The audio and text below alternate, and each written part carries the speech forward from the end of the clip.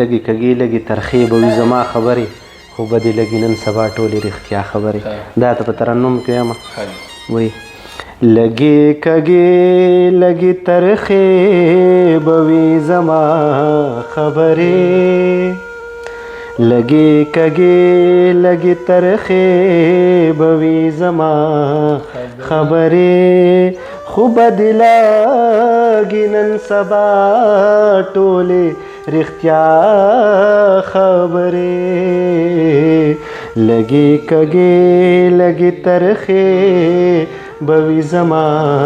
خبرې بل شعر دی چې بیا رانه مخ اړوي بیا ورته چالم سا کړې بیا رانه مخ اړوي بیا ورته چالم سا کړې خدای خبر بیا یې اورېدلې دي د چا خبرې خدای خبر بیا یې اورېدلې دي د چا خبرې خو به دې لږې نن سبا ټولې رښتیا خبرې لږې کږې لږې ترخې به وي زما خبرې خیر دې ما ورټه په مخ راله سپېړې راکا خیر دې ما ورټه په مخ راله سپېړې راکا ما پسې مه کوه جانانه په شیشه خبرې ما پسې مه کوه جانانه په شیشه خبرې خو به دې لږې نن سبا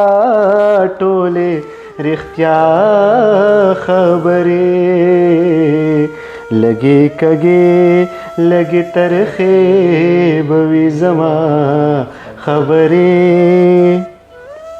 دا یو شعر دی پکې عمر شاه چې د کمو منو د چاغې ته حق وایو د کمو منو د چاغې ته حق وایو ځان له مذهب ځان له اسلام د هر ملا خبرې ځان له مذهب ځان له اسلام د هر ملا خبرې خو به دې لږې نن سبا ټولې رښتیا خبرې لږې کږې لږې ترخې به وي زما خبرې خاورې به زه د لوی اختر په خوشحالو پوه شم خاورې به زه د لوی اختر په خوشحالو پوه شم چې په اختر کې مې یادېږي د اشنا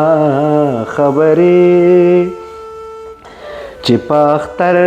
کې مې یادېږي د اشنا خبرې خو به دې لږې نن سبا ټولې رښتیا خبرې لږې کږې لږې ترخې به وي زما خبرې وی خیر دې په سپینه خوله خیرې کوه زما ځوانۍ ته خیر دې په سپینه خوله خیرې کوه زما ځوانۍ ته په ما خوږې لګي که هر څنګه وي ستا خبرې په ما خوږې لګي که هر څنګه وي ستا خبرې خو به دې لږې نن سبا ټولې رښتیا خبرې لګې کږې لګې ترخې بوي زما خبرې.